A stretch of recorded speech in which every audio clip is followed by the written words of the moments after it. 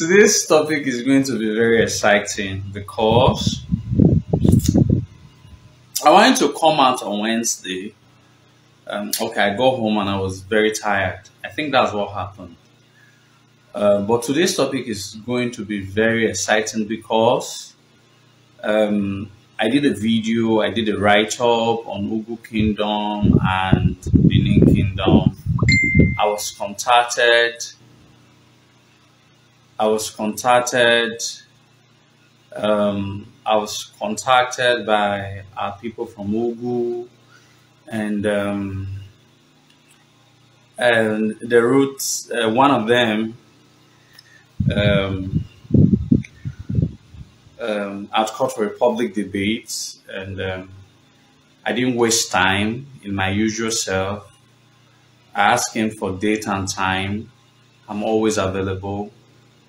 All right. They also provided. They also asked their questions. Okay. They wrote. They sort of read through what the excerpts that I got from Dr. Aishan's work, and they gave their own reply. I'm going to be reading all their replies, and I'm going to be giving a counter reply. A lot of persons might be saying that, why am I having these people their time? Yes, I have to have their time because so that they don't also become the problem that the Benin Kingdom will be facing in few years. So that I mean, as that historical narrative is just growing now, is other one wants to quickly cut it. You know what's all now? Is other one wants to quickly cut it. So Megamu ke koma wo hagedo eamiewe gbe.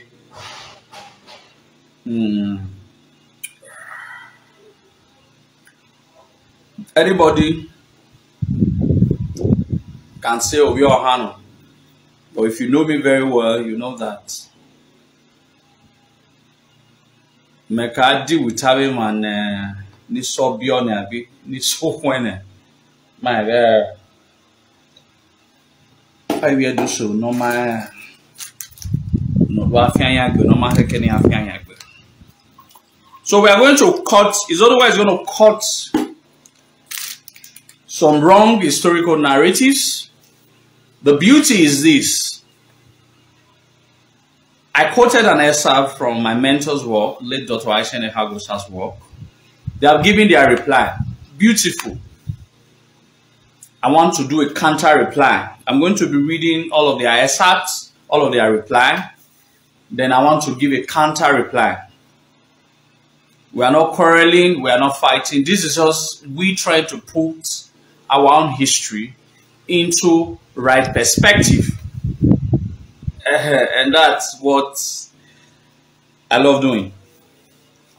So, I told him for now, Olu Dance Day is on us. So, we have to now talk about it briefly before we can round up today's segment. I'm not going to be speaking so much from what I know about this. I'm going to be speaking from Dr. Aishan's book. I'm going to be speaking from Dr. Aishan's book directly. I'm going to be speaking from Dr. Aishan's book directly. So, I'm a mago. Just a minute, let me get myself a cup of coffee because it's story now very, very interesting. So now I have a cup of coffee attack. So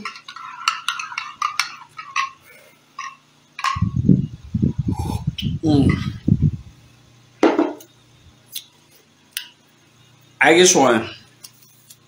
All right. Last 2 weeks, I made an historical clarification on Ugu and Benin Kingdom. when I did that, a lot of persons were not. A lot of persons were very happy. A lot of persons were not also very happy.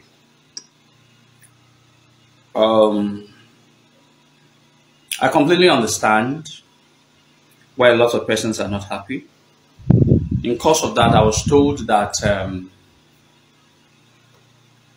they are getting ready for an historical debate. I'm very happy about that. God bless them. When I was told that they are going to debate me on, I had told them that they should give me time and date. That was about 5-6 days ago. I'm still waiting for them to give me time and date.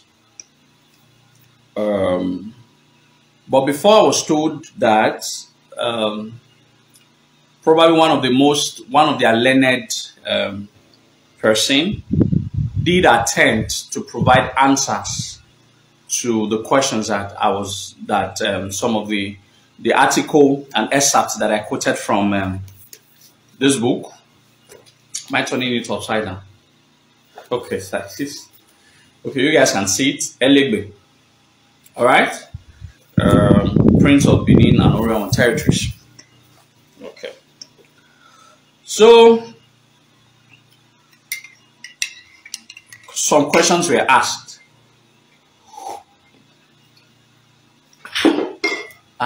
This is in the hot. So questions were asked. So let's go straight to work. All right. For some of you who listened to my first teaching, okay, it will be a lot easier. All right. So, all right. Fact number 1. There is about how many facts? There is about 20 facts. 20 facts. In these 20 facts, I'm going to be reading them word for word. If anybody wants, there's a reflection. If anybody wants it, I can make it available. Fact number 1. The writer said, this was sent to me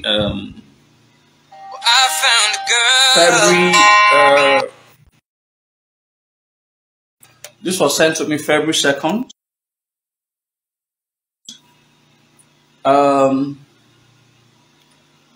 Question number 1, or fact number 1.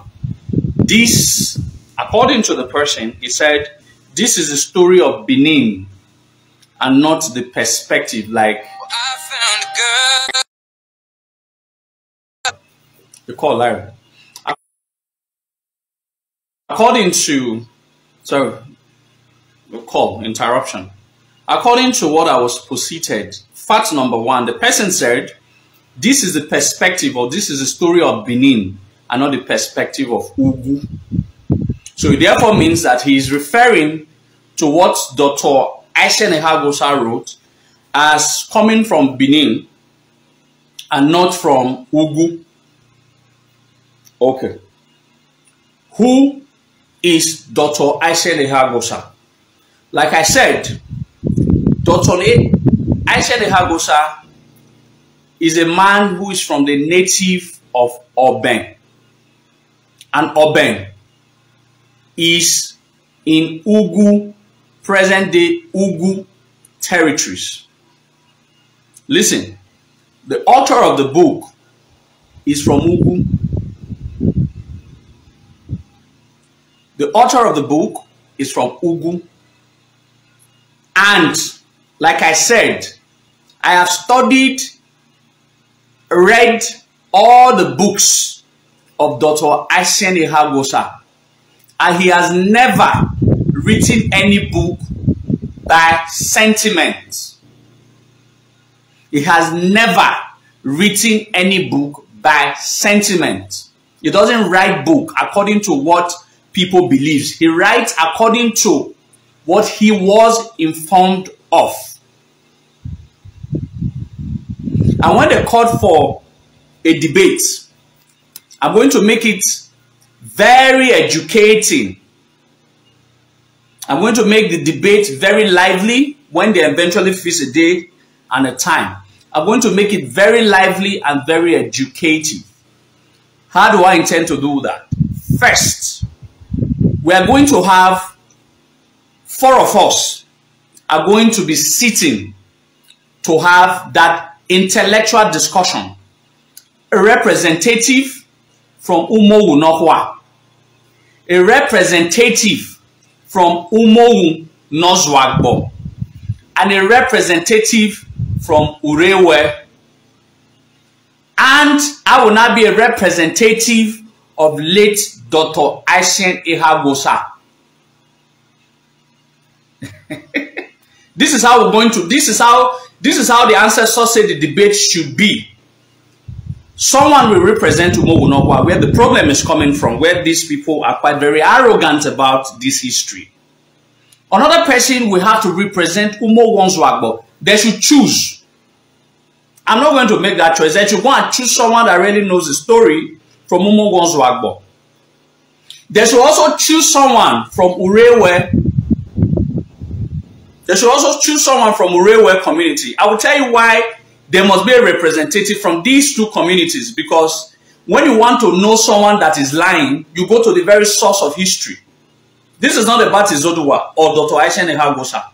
We have to be 3 communities that Nemina Moboka historically, and I will tell you why, is 1, Umowu Nzwagbo, which I've always said is the natural headquarters of the defunct, now extinct Ugu kingdom. Now, where the grace shifted from Umowu Nzwagbo to Umowu Nohwa, they will also have their own representative. Let them bring their own representative. Then we also now go to Urewe. Why Urewe became the administrative and the traditional headquarters. When all of these Ugu Enige wants to do a meeting of assemblage, they do it at Urewe.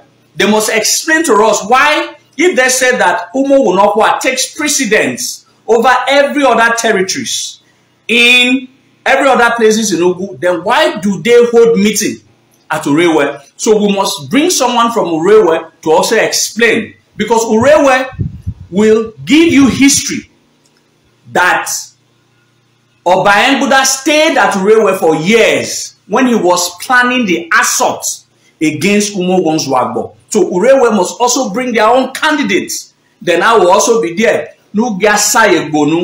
Then you people will get the true picture. If you hear the true picture from Umowu Nohwa, you're going to get lies. Don't listen to them. When you want to get the true story of what happened, all right, don't listen to them, because they are the one who is arrogant about the history. Now, they also said that we are Benin, we are being paid. So, you should not also listen to me. You should not also listen to Izoduwa. Not what I tell you, Tana. Don't listen to me. But who you need to listen to is someone from Urewe, who is from Ugu territories. Urewe is among communities that makes Ugu territories, and someone from Umowu Nzwagbo.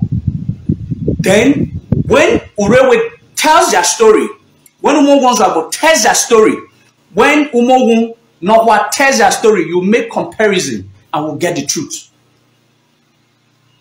We'll get the truth. This is how we're going to do about it. A daughter,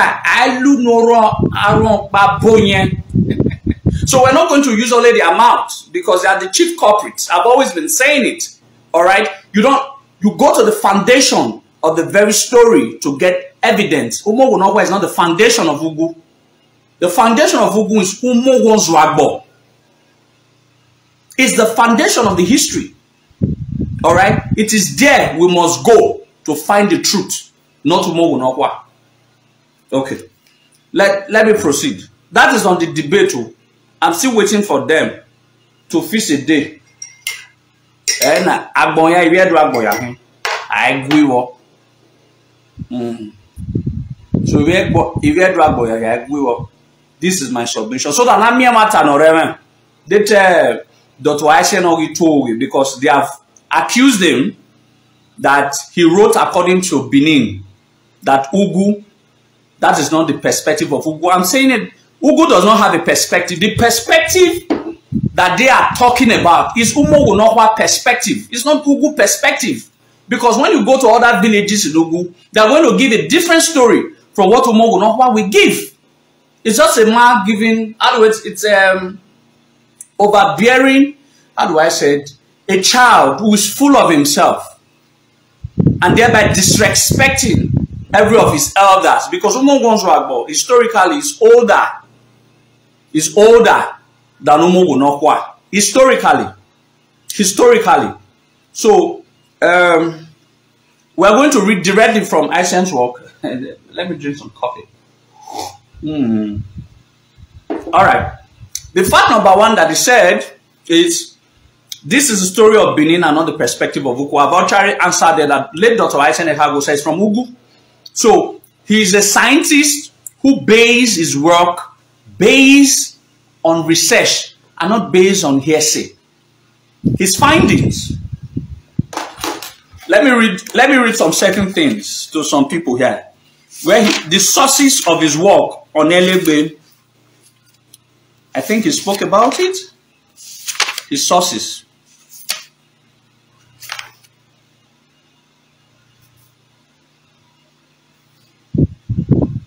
All right.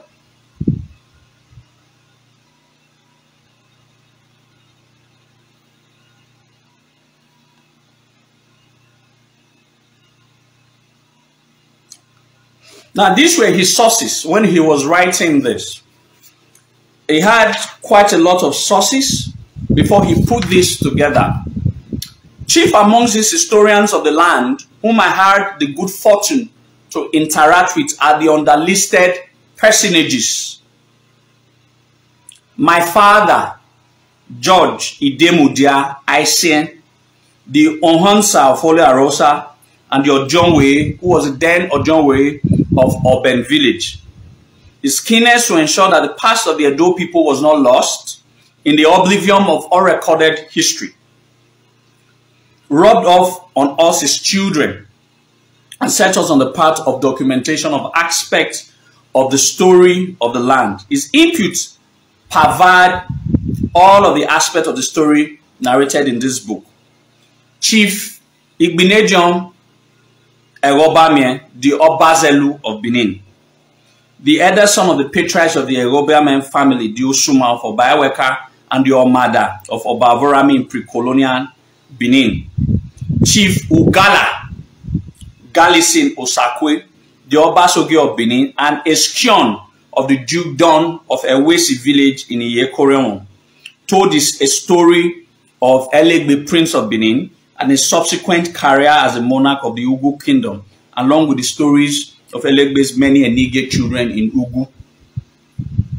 Number 4, Chief Ogemoni Uyigwe, the Enogi of Urban Village in Iyekoreon, told the story of Urban Village from the period of its founding by Chief Ogun to its destruction by Obaadolo.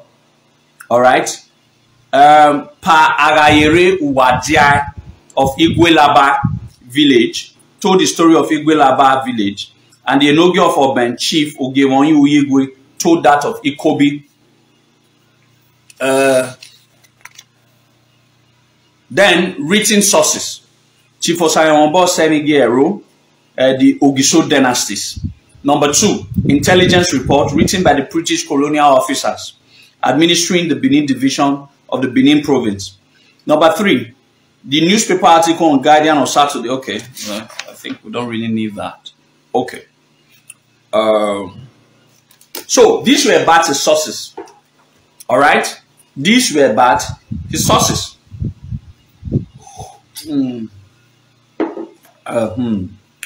So, fact number 2. You know, we've talked about fact number 1. Fact number 2. The person said, the Oba of Benin is a victor in every war, but they could not report differently in the case of Ozolwa and Ise, or the death of Ozola at Uzea in Isha. Now, the person is saying that, according to what the saying is that, oh, the Benins will always write to shoot themselves. All right? Why didn't the Benins told the world that Oba Azolwa was defeated by Oseno Utekon and was also defeated at Uzia in Asian land. That is what he's saying, that Oba, according all Benin historians will never say that Oba of Benin was defeated by Ise, and that Oba of Benin was also, Oba Azola was also defeated at Uzia, or was killed at Uzia. That is what he said. The question I asked, that I want to ask, how did he know of it? Is it also Ugu story? Is the Senovite come from Ugu territories? Is Uzia in Ugu territory? How did he come to know of it? How did he come to know? He said, according to him, that nobody says that Oba has lost, one of the Obas was defeated by one of the Benin, whatever, called the Sia and all of that. The question I would like to ask, I have read Ise Novi Tekom defeating Oba Azola in more than 4 books.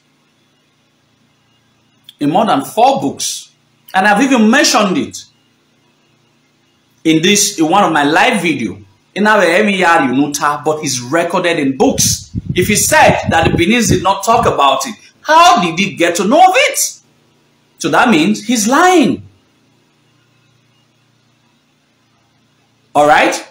How did he get to know of it? That means he's lying.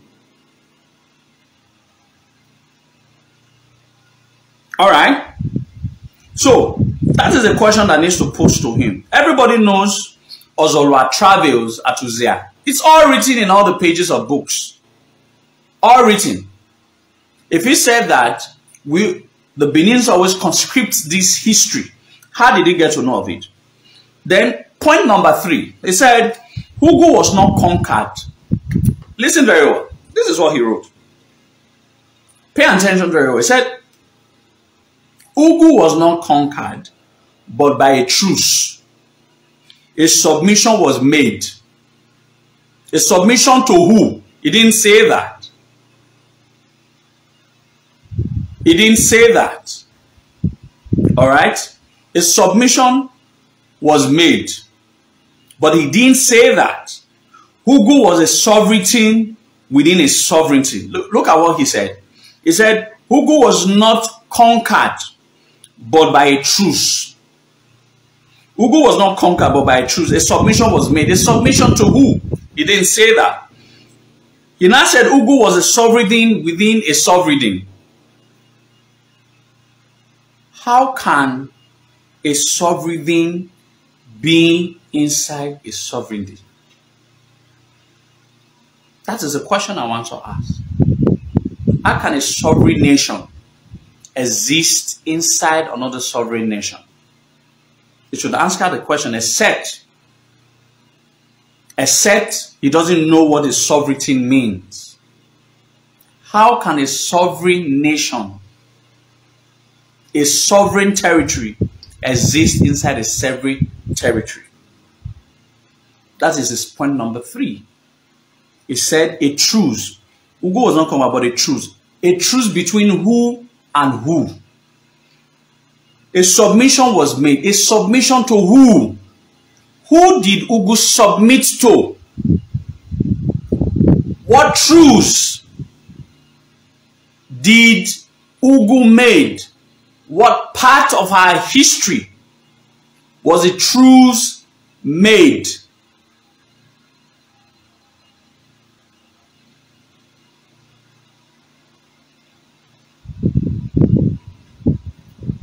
All right? This is a question. This is a fact that they posited that they don't have question. They don't have answer for. They have not. It's not clear. Who did they make truce with? Who did they submit to? And how can a sovereignty exist inside another sovereignty? Because that is what he wrote. Fact number 3. I'm reading verbatim. Fact number 4. The fall, look at it. He sold himself out. The fall of Ugu kingdom, he agreed that Ugu kingdom has fallen. That is what I said. That Ugu kingdom once existed, but no longer exists. Now, he now said, he said the fall of Ugu kingdom, that means Ugu kingdom no longer exists.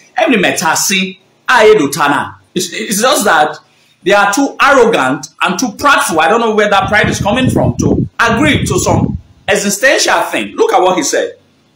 The fall of Ugu kingdom was because of the rivalry amongst brothers. Look at it. He's not saying that Ugu kingdom fell.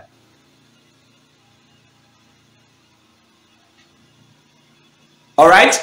He's not saying that Ugu kingdom fell, but it was because it was fight amongst brothers. In the first place, Oba of Benin is a brother to the founder, Oteyahin. Now, but the question is saying that he doesn't want to give the victory to Benin. Instead, he now corrupted that, yes, Ugu kingdom actually fell, but it was amongst the fight. He said the fight amongst brothers. Well, he didn't expatiate on that. We are waiting for him to say, how did the brothers of Elegbe or the sons of Elegbe eventually fought that led to the fall of Ugu? But he agreed, and which he agreed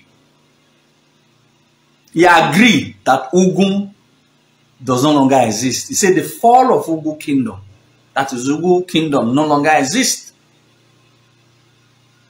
Abegebo, Abege father. Alright? Abegebo, Abege father.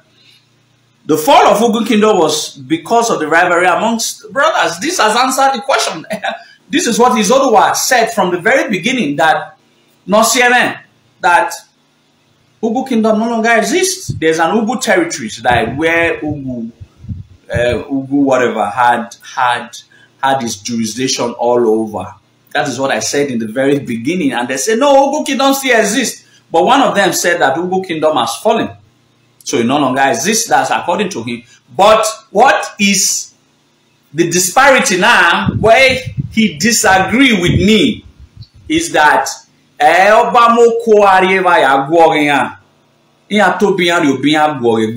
is what he's saying. For him to give the victory to the real victor, they had rather give the victory to themselves. That is why I said arrogancy. Emma. Fact number 5. He said Umo Wonzuagbo is from Umo Wonzuagbo Ori Boyegbe, not Umo Wonzuagbe. He's saying that Ozwagbo did not come from Umo Wonzuagbe, that it came from Ori Boyegbe. This is completely badadash. Completely badadash. He should give us, because when I proved that Umogun came from the term Nozwagbe, I gave an apocryphal story of an orchard tree about to fall to destroy the palace, and which is a story that is still recorded, that is still remembered till date. And that is where the word came from, Ozwagbo. Now, he said that that is not what the story came about, but he should tell us what was the story behind what he wrote, Ozwagbo, or what is Ozwagbo? He has not answered that. What is Ozwagbo? Veduachi Ozwagbo. Ozwagbo does not have a meaning in Benin. They should not try to give it a meaning. Ozwagbo does not have a meaning in Benin. It's a how do I properly? It's a word that emanates from its origin and words, which is Nozwagbe, which is a story that every Umo Wanzwagbo knows. Now, an Umo Wunokwaga is not telling us that what the story that has been passed down from generations to generations by their own people, that is not correct. And yet they say Benin cannot tell them their story.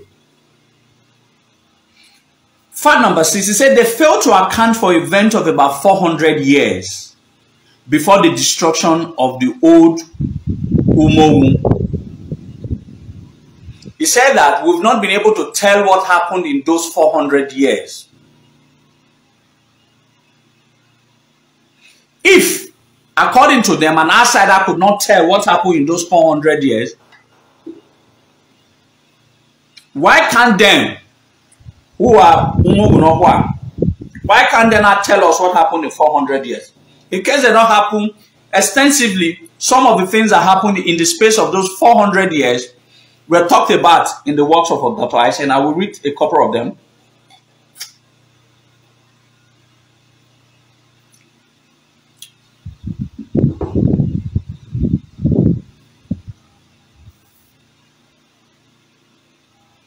All right. Now, fact number 7, it said the present Umogun's Wago is not the same as the old Umogun, but some distance away they call Obodo, the desolate Umogo. Now, what he's saying is correct. The present Umogun's Wago, the present Umogun's Wago is not the actual place that the original Umogo was. He's very correct.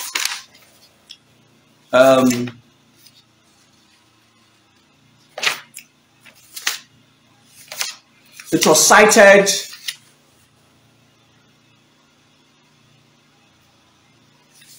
in the works of Dr. Aisha.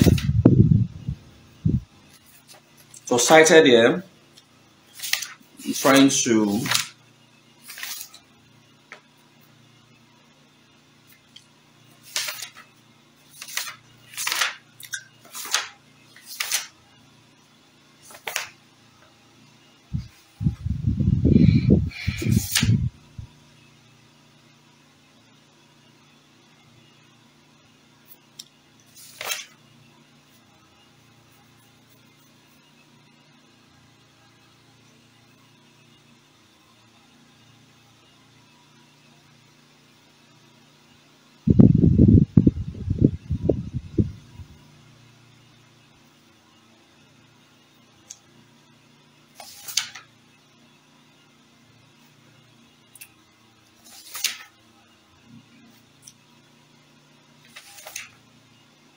okay, I probably will look for it where it was cited. Okay, I probably will look at it where it was cited. Yeah, it has happened to all communities. It happened to my own community. Almost all communities in Benin were not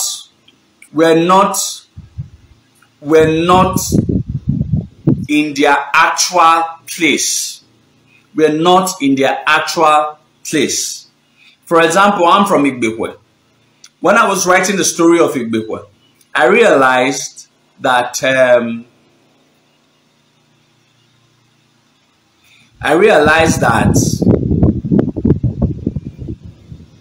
was taken to our original location. It was deep inside, but after the colonial times, when the colonial administrator started creating third routes, most of the villages started moving towards the third route so that they can have accessibility to go to other places within and outside the kingdom. So most communities left their original birthplace and moved towards where they can have accessibility of the road. But it doesn't change the fact that Igbekwe is Igbekwe. For the fact that Igbekwe used to be more interior and it came outside does not mean that that Igbekwe that was interior is different from the Igbekwe that is now exterior. And that is what I want to try to explain. All right? That is what I want to try to explain to him. The present Umogun's Wagbo is not the same as the old Umogun. It's the same. It's the same. For the fact that they changed location from the original place where it was located does not change that Ema no Kumogun Ozwagbore, because Yangi move we Kenya Kai Aduno there. The Kenyan motto where they will have an accessibility to other places does not change the fact that they are not the same community people. All right, this is what I'm trying to correct there. All right, I just pray I just pray I see it.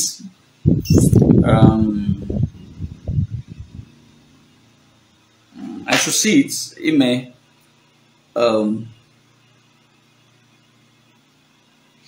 I want to read. There's some certain things I've not talked about. The two communities are different. The royal don't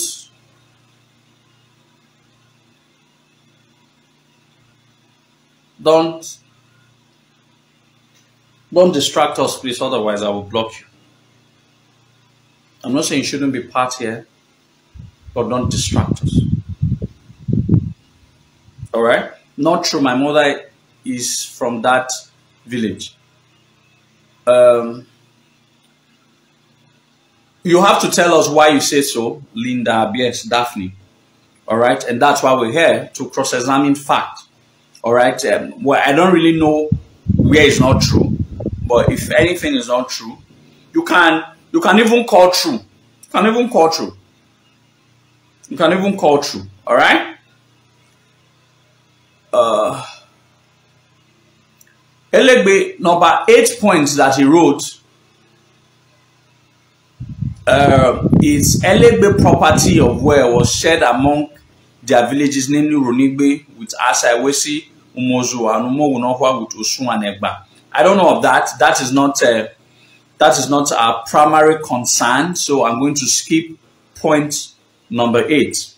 Now, point number 9 was Olo Adagweze, means the one who was choosing Ada, the scepter of authority, a prophecy by their father that came to reality. It was a rivalry of brothers for the throne of the father. All right. Now, for what Dr. Aishen have here, he spoke about Olodagweze. What he wrote about Olodagweze was that Olodagweze was the second son of Ehengbuda.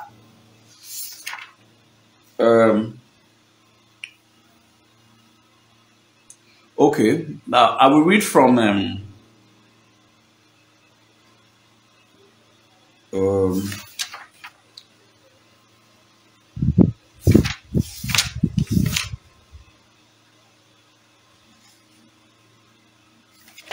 page 125. Before that, we have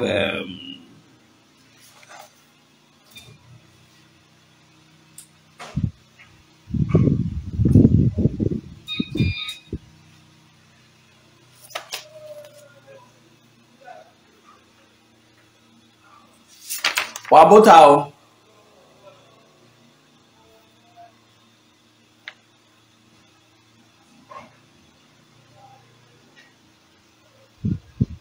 Okay. All right. I'm trying to get it from the book so that you can get. Elegbe's elder son. Look at what Dr. Aishen Hagos has said. Elegbe's second elder son succeeded his father as the monarch of the Ugu kingdom. There at the capital of Omogo. He was the ancestor of the Ugu monarch, Igiehon, whom Obaehengbuda vanquished during his conquest of the Ugu kingdom 400 years after Elegbe. The second of Elegbe's children was a Nogi who founded the town of Umogunokwa. His name was Olodagweze. He was the ancestor of all the subsequent Enigi of Umogunokwa. The third of Elegbe's princes founded the dukedom of Ebazogbenugu. Since the last 250 years, Ebazogbenugu voice has been rather muted in the Ekorion's affairs because the dukedom chose to ally herself with Ugoni Ekorion, her neighbor, in the Ugoni Ekorion's rebellion against Benin during the reign of Obaehengbuda. The crisis was one of the many fallouts of, okay, I just don't want to go there. Now, the rebellions of Ugoni Ekorion and our allies include Uboko, Nosote, and Ebazogbenugu villages were overcome by Benin. and it has taken the Ebazo Benugu's dukedom this long interval to climb slowly back into favor with Benin. Elegbe's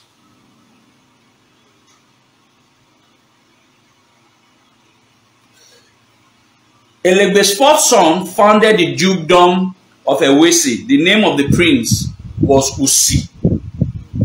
All right. Now, I don't want to go through. What I've been able to establish for people to listen to clearly is that in ancient work, he has stated it very clearly that Olodagweze was the second son of Elegbe. All right. And according to him, Adagweze lived in Urewe as a hunter before he became Obanugu. He never became Obanugu. His point 10 is saying that Olodagweze, all right, lived in Urewe as a hunter before he became the Obanugu. He was not an Oba. He was the second son of Elegbe. First son of Elegbe continued in the line of becoming Obanugu, while the second son, which was Olodagweze, established the dukedom of Umogunohwa. All right, so Olodagweze, as a patriarch of all the Enige, or the progenitor of all the Enige of Umogunohwa, was only the second son of Elegbe. And at what not time was he accorded? You go to page. You can go to page 85. You go to the page 84. From 82, 83, 85. I was reading from 85 and page 86. All right, go to page 86. I'm currently at page 86. I don't want to read all of those other stories. Now, get it. I'm reading from the points that he has raised. Adagweze lives in Urewe as a hunter. All right. You know, I said Urewe is also a very powerful community for us to talk about. I'm going to give you the reason why Urewe is very powerful as the discourse proceeds. It was about 15 years after that Adagweze took over the throne because of leadership crisis that resulted in the second interregnum of Ugu Kingdom. Adagweze never took. Adagweze was the founder of Umogunohwa. All right? No, I blocked the guy. What concerns me with Uronigbe? All right?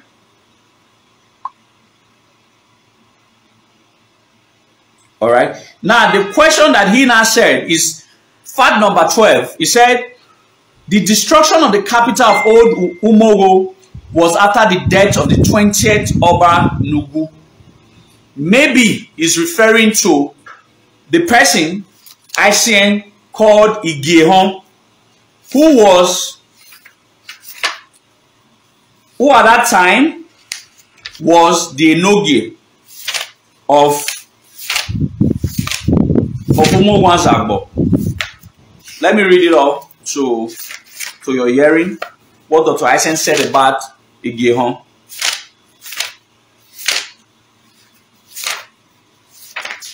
Okay.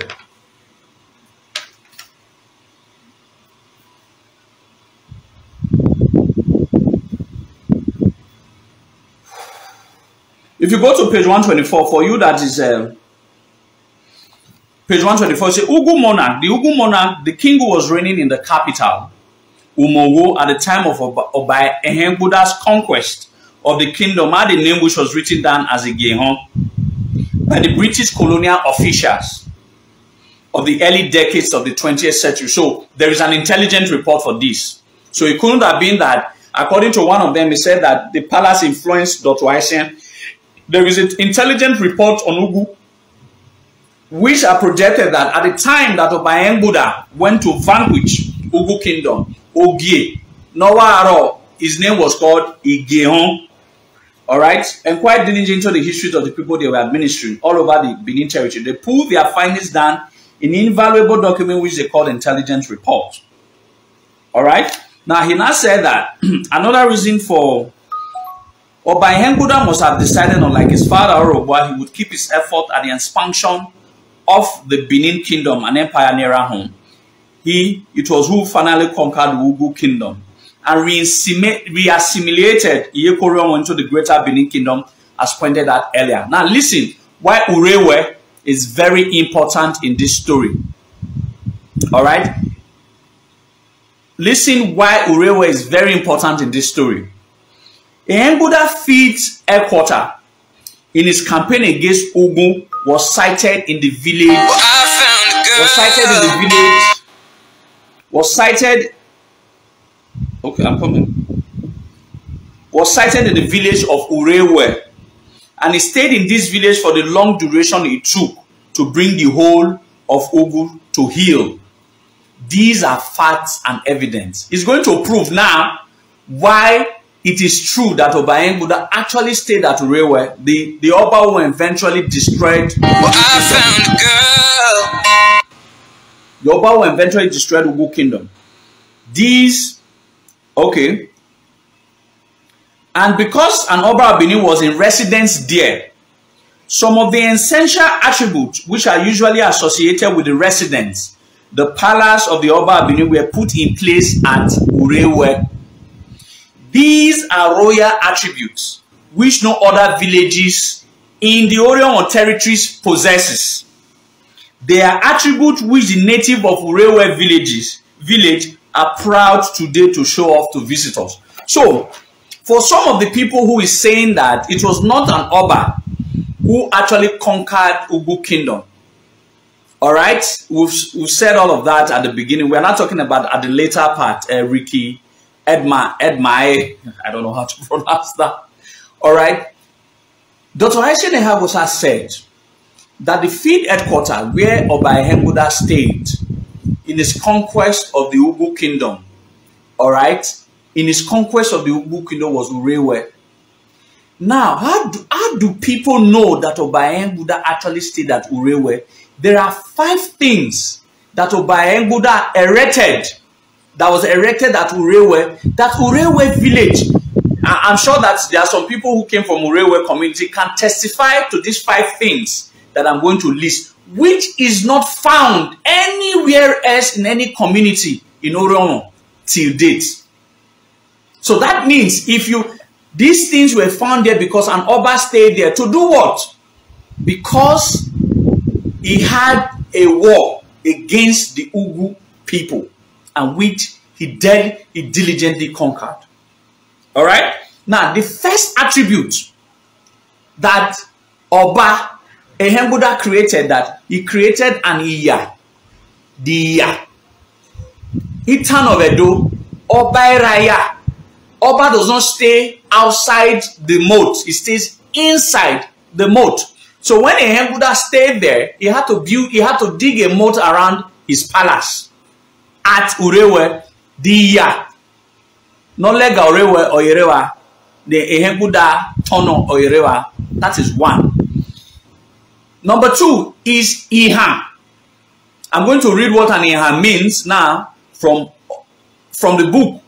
Number 3 is Inyanto Oge Ehembuda. Inyanto Oge Ehembuda. That is number 3.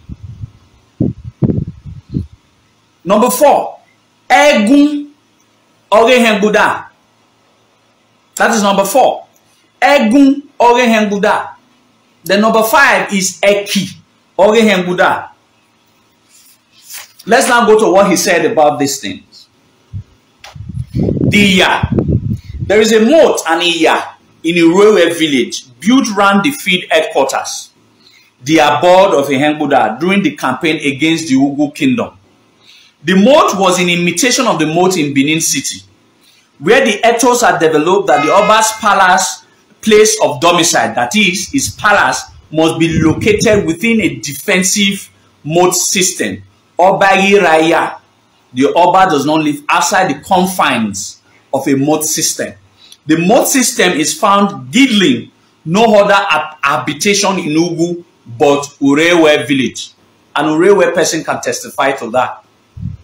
Number 2, facts that prove that Oba Ehembuda actually strategized from Urewe to defeat the Ugu people. All right. The number 2 is the Ihan. Within the confines of the moat complex in Urewe, Henguda had his abode. And in the premises, he dug an Ihan. As in the Benin Palace, the Ihan was a deep well dug in each Ugari quadracle in the Benin Palace for the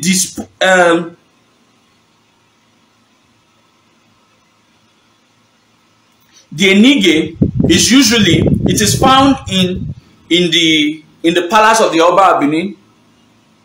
It is found in the palace of the Oba of Benin. You know, Fabio Di Guello. Well, I don't dwell on insult. If you have a contrary opinion against his Oduwa, you prove it instead of being childish and very ignorant. All right. So I will block you because you don't have the right. All right. So Ihan is one of it. The fact, therefore, that there is an Ihan Urewe village. All right. The fact that, therefore, don't worry, just let him. I blocked him. The fact, therefore, that there was an Ihan in Urewe village, a habitation which does not even have an enogi, can only mean that the village was sometime in history once the abode of an Oba of Benin. Number 3 is the Inyanto Ehenguda. Urewe village also has the Inyanto Ehenguda, the Inyanto of Oba Ehenguda. Inyanto is an ihimi tree used as a boundary marker, the function which survey beacons subserve in modern times. The ihimi tree is therefore an ownership totem. All right? The ownership totem of a hamlet or village to inhabitants of the hamlet, of a hamlet of a village to the inhabitants of the hamlet or village. In this instance, it is referred to as Inyato, the land ownership shrine, particularizing the ownership of the habitation to a particular group or individual. An Inyanto ihimi tree of a hamlet or other habitation was always planted only on the authority of the overall owner of the territory in which the hamlet was sited. That is the enogi of the dukedom. This had to be done before the hamlet could be domesticated by the habitation. It's only, all right, it's only the Omanonyawo or Meba Binyatoni will be able to construct. The Inyanto at Urewe is called Inyante Henguda. Only a Henguda had a ownership claim of Urewe and every other territories. That is what Aishen is explaining. Then the last one was the 4th item pointed out in Urewe by the proud inhabitants. An item also intimately associated by Enguda sojourn there is the Egun Ehenguda, or by Ehenguda's bathroom complex. The Egun Ehenguda was a section of the Iwegwai, the living quarters in the field palace built for the monarch when he was resident at Urewe. In the living quarters of the Egun, where all the sun, where at sunrise the monarch had his bath, bathing with the protective and empowering herbal liquid in the Osun medicine pot, prepared and tended by the royal Ewese guide. All right, Eke Henguda. There is a 5th item in Urewe named after Oba Henguda. It is Eke Henguda, Oba Henguda's market. A regular characteristic of the presence of the palace. The residence of the monarch of a kingdom and a seat of government is the presence nearby of a market, the emporium where the buying and the selling and all of that. Okay, so I've been able to prove right here, right now, that there are 5 things that are found at. There are 5 things that are located. There are 5 things that are located at Urewe that shows that Oba Henguda actually stayed at Urewe and domiciled there for a while in his conquest. All right. in his conquest to eliminate the Ugu territories, all right, or the Ugu kingdom. These facts are there. Now, there's a particular aspect I would like to read.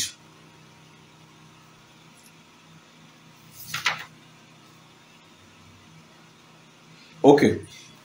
Now, listen. I can't read everything. If you need the book, go and buy. If you need the book, go and buy. There is nothing here. Everything written on this book is how Ugu kingdom was vanquished. There's nothing that supports you. All right? So, I can't read everything. If you need the book, go and buy. All right? I'm just trying to read some few points. It was in Urewe, you know, I said that when you want to talk about the debates, 4 people must be represented. They should bring someone from Umo. They'll bring someone from Umo Gonzoagbo. They'll bring someone from Urewe. And someone to represent this book. Let me. All right? Okay.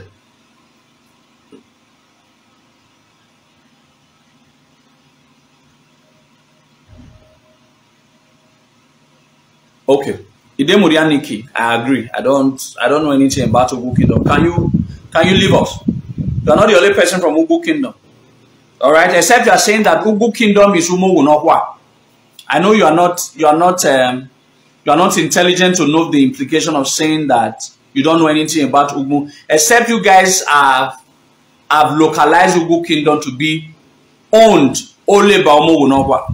If every other villages were part of Umowu Nokwa, were part of Ugu Kingdom, that is, if the entire Orion, all right, was part of Ugu Kingdom, as it is true, it therefore means that I am also from the defunct Ugu Kingdom, because I am from Orion. Anybody who is from Orion, therefore means that he or she came from the defunct, all right, came from the defunct Ugu Kingdom. So the same rights that you have, that you think you know about Ugu Kingdom, the same rights is Odowa. You came from Ugu Kingdom, defunct, extinct Ugu Kingdom. I also came from there. All right. So let me read this. Let me see why. Let me tell you the lie of the Umogu Nokwa. Look at what is documented here. It was in Urewe that all the other Ugu Enige submitted to Obaehen Buddha. Listen very well. Why? You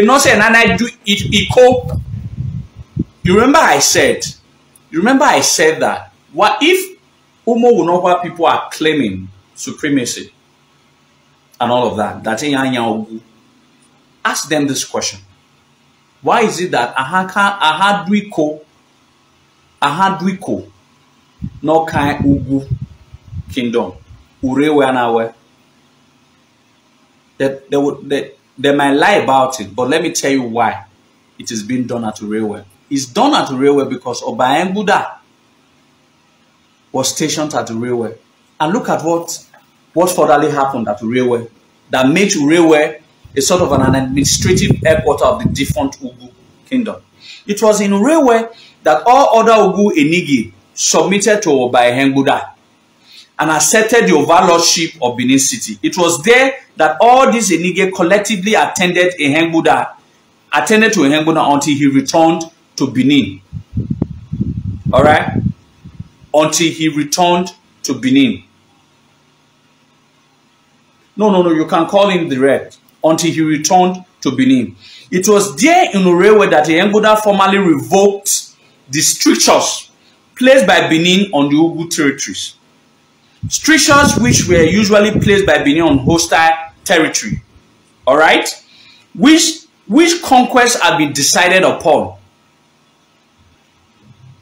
Has been decided on, and it was there on the same day that the Enogi of Umo Wunokwa claimed. All right? It was there on the same day that the Enogi of Umo Wunokwa claimed on behalf of the whole of Ugu territories immunity from future hostilities. All right? By Benin. Therefore, after Ehem Buddha's return to Benin, Urewe village became the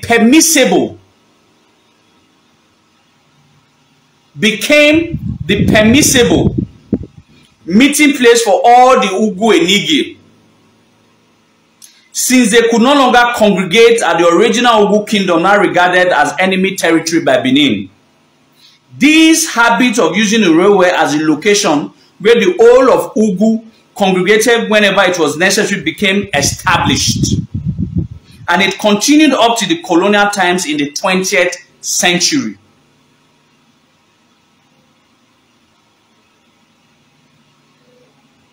Alright?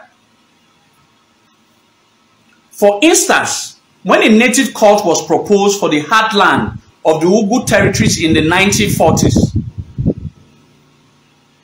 alright, it was sited at a railway village, where all the dukedoms of Ugu transacted their judicial matters. The Onogi of Umogunogwa, because of the great increase in size of the population of his dukedom, which was a fallout of the conquest of Ugu capital by Benin, became the most visible Enogi in Ugu. Through him, the Oba of Benin acted whenever he had to deal collectively with all the Ugu Enigi. To the Enogi of Umogunogwa was henceforth reported in the first instance the demise of any of other Ugu Enigi. He then brought the information to the Oba of Benin, to the Oba in Benin. It was also in his palace that proclamations from Benin, alright, which concerned the whole of Ugu were announced. The vassalage capital of Ugu moved to Umogunogwa. You see, it moved from the original place of Umogunogwa to Umogunogwa. Listen very well. Say the vassalage capital of Ugu moved to Umogunogwa, and in self-aggrandizement, listen, in self-aggrandizement, the Enoge will refer to himself as Oba Nugu, the Oba of the Ugu territories, claiming the position of Premier inter pares, the first amongst equal in the council of all the Ugu Enigi.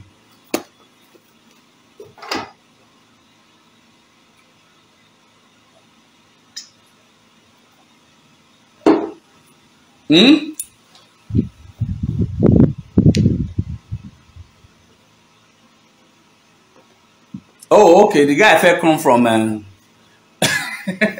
no, all of them they use all of them they use fake. It doesn't concern me.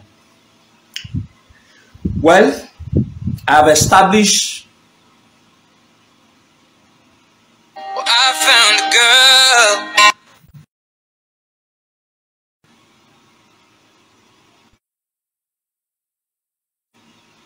I've established facts, written and documented by late Dr. Aisha Nehagosa. Unfortunately, all of these ignorant, arrogant people don't even have a credit of a book to their name.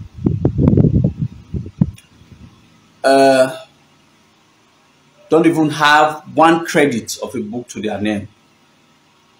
If you have contrary opinion, like I said, some of you called for a debate. You have my number, call me, I will meet you anytime, anywhere. You people have called for a debate. I heard you guys have a WhatsApp group that you were discussing my matter. If you know me, maybe a lot of you people don't know me. If you know me, man, I'm not scared of debates. I'm made for it. All right? I'm made for it. All right? There is an intelligent report. There is a book documented word for word that documented the history word for word. Now, what is the problem? The Umogunogwa people, they have hijacked the Ugu territory for themselves. They feel that they are the only one that can speak for the entire Ugu. There are more than 40 villages that is from Ugu territory. How come they are the only one that are busybodies? Like I said, one who wants to run the debate, 4 persons must be present. Someone from Umogunokwa, which is also Ugu. Someone from Urewe. I have explained why someone from Urewe has to be there, because it was that Urewe that Obohembuda stayed. It is from there that he planned the strategy. And there are 5 things that Obohembuda erected at Urewe when he was there that is still there. Urewe's sons and daughters can testify to that. All right? The Eki, the Egun, what's the 5th one? Inyato. The 5th one is Inyato, which was cited by Hembuda. These are physical evidence, not arbitrary.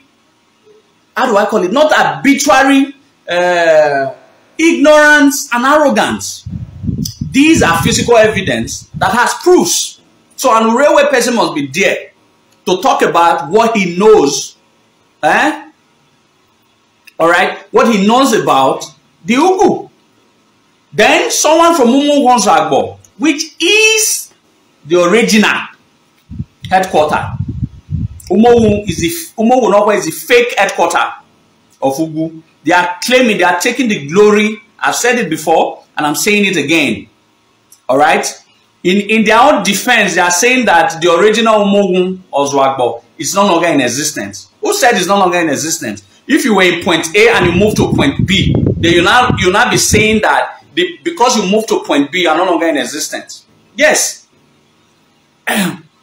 They have moved from point A to point B, but it doesn't disclaim that they are not in existence.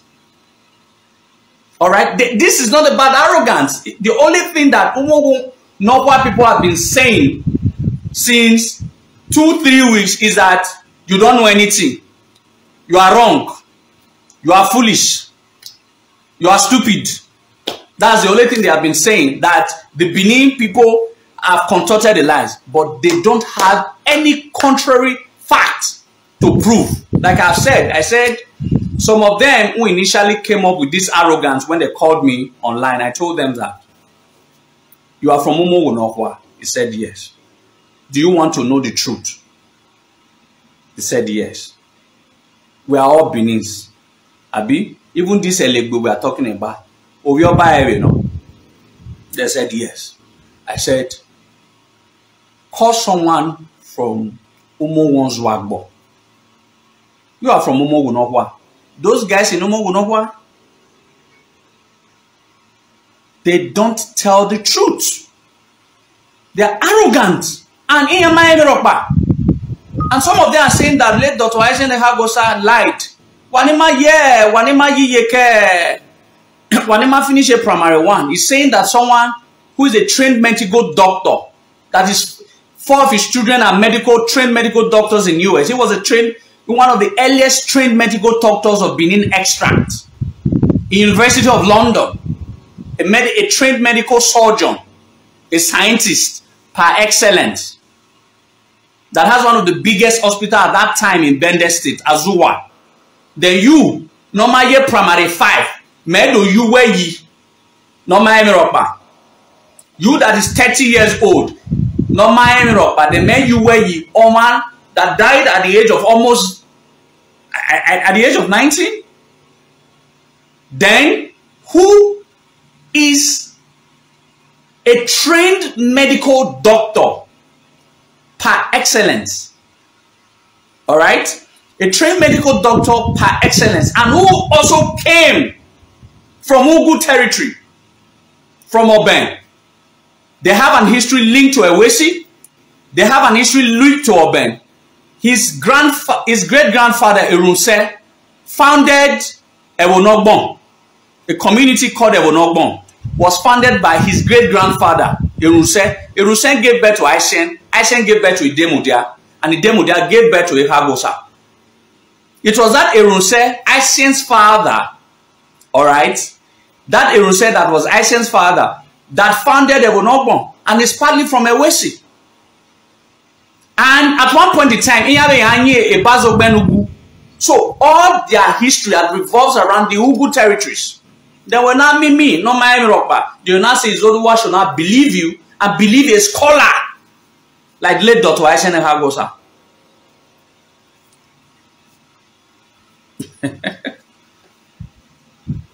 You understand? So how do you do that? How do you comprehend such insolence? You are not up to 40. All right, you've never written any book. You don't even have one single article. I don't even know whether you can even read and write. Then someone who is a trained medical surgeon in University of London, who was the head of all medical, I think Association of Medical Surgeons in former Benin State, who became an historian that has almost about 25 books to his credit. When the mega yi, the mega were not zuoyi.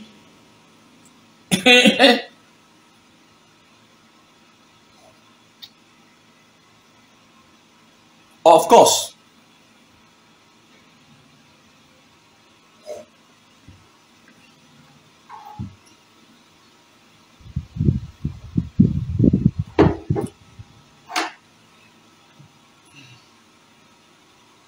All right. The issue is, like I have said, I don't insult people. I don't insult people. You people have not said anything. You brought a fact which I kicked against. Even in the facts, I think the one that is saying that is Ekmen. I don't know whether it was you that sent the fact that was copied to me. In your fact number 4, you made it clear. In your fact number 4, that the fall of Ugu Kingdom, you said it, and that answers everything. That Ugu Kingdom has fallen. But what you did not tell the people, I don't know whether it's you or some other person.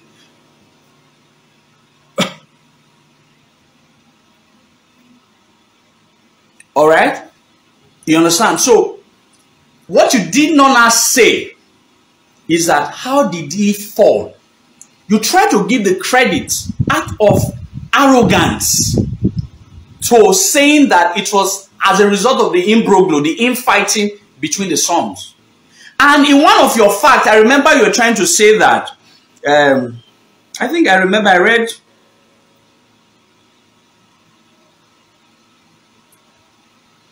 in your point number 17, you said Oba Henguda has a bad connection to Ugu.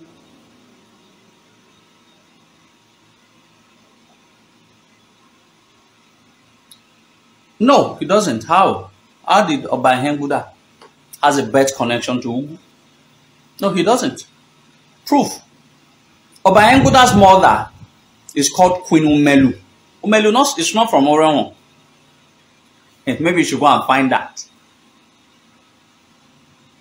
Oba Henguda, when he was a prince, his name was called Prince Odiawato. Iyenawa Umelu. Umelu is not from Ugu territories. So, all right. So, I don't know how many lies you guys are going to lie. You guys promised me a debate. I am ready. But I said on the condition, I gave a condition because I don't want us to be arguing front and back. Because if I talk, if you say a lie, even if not be lie, I don't want us to be arguing front and back. In order to give a permanent truth to this matter, 4 persons must be present in that intellectual conversation. I don't need that guru. I need someone who can think. You understand? I need someone that you told me to wait. Why? I need someone who can think. I need 4 persons, 4 people must be represented. A representative from Umu Gunokwa, a representative from Urewe, and a representative from Umu Wanzwagbo. Then, and me. All right, mine.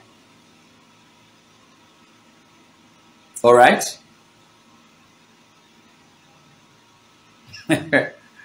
No, please. What I'm avoiding, I'm trying to put our history straight, get it clear. We should not insult ourselves. We should not, under any circumstances, insult ourselves. We should not be insulting ourselves. If you are whether you said you're from Ugu, I'm also from Ugu, but I'm a proud Benin man. If we shouldn't be insulting ourselves. Anybody can insult me, but what I have said, while you are insulting me, it's only a child. I feel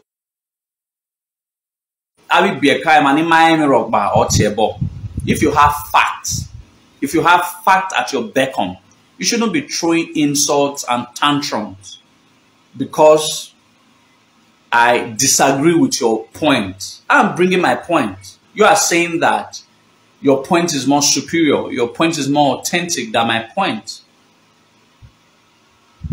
All right. How can I wait? You talk your own now. You say, why can't you wait till I present my... No. You talk your own. I talk my own. I spoke about it. Was the third son. The founder, the first Enoge of Ebazogbenugu was the third son of Elegbe. The second son of Elegbe became the first Enoge of Umogunokwa. While the third son of Elegbe became the first Enoge of Ebazogbenugu. I read something. Alright? Okay, fine. I agree. Chikeze Ogochukwu. Our ancestors are from Yoruba land. Okay. Okay, I agree. Can you run along now? Alright? Okay. Alright. Well, insult does not give results.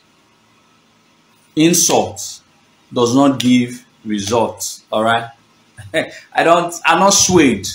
There's a passage I wanted to read just now of a way guy.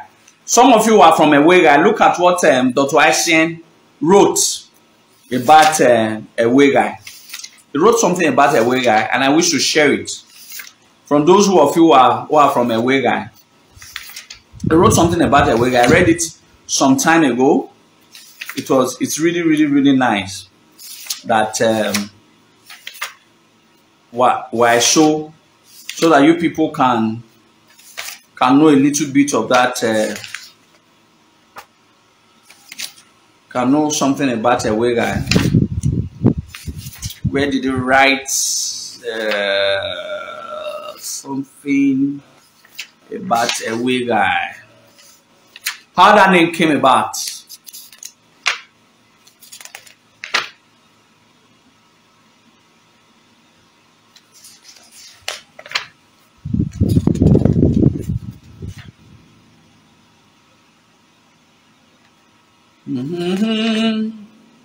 Okay.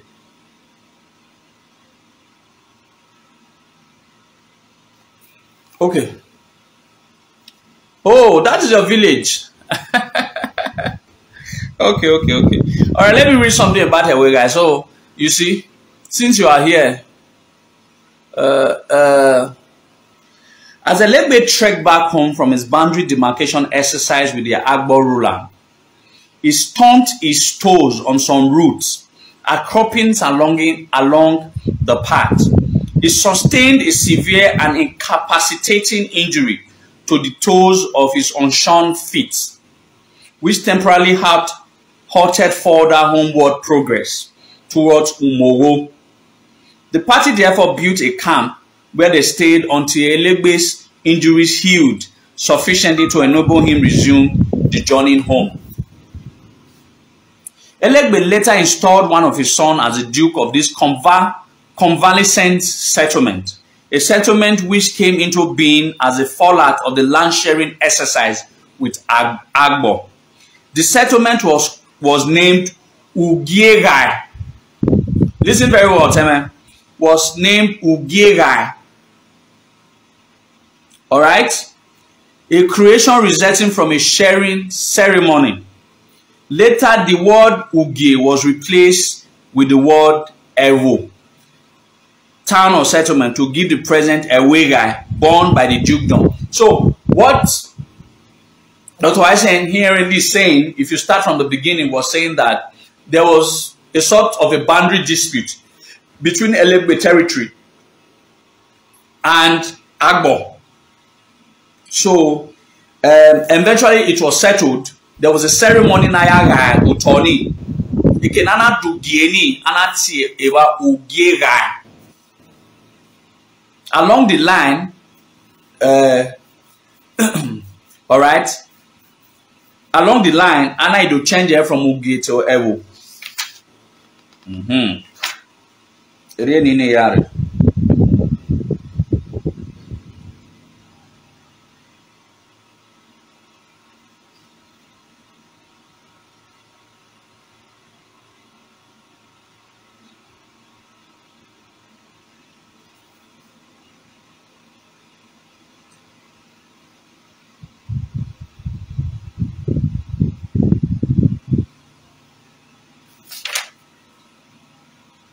Okay. Why this one they cry now? What you say here on like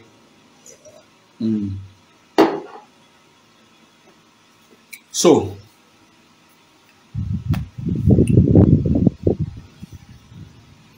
anyway,